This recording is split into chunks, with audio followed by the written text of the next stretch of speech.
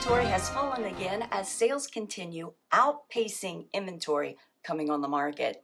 It's Friday, December 13th, 2024.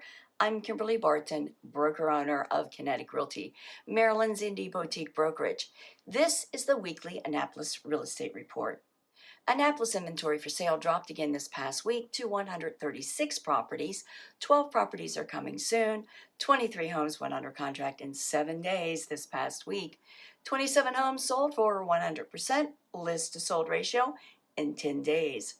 The highest priced home to sell this past week was in Truxton Heights for $2,550,000. Rentals rose to 43 available at $3,050 median dollars per month.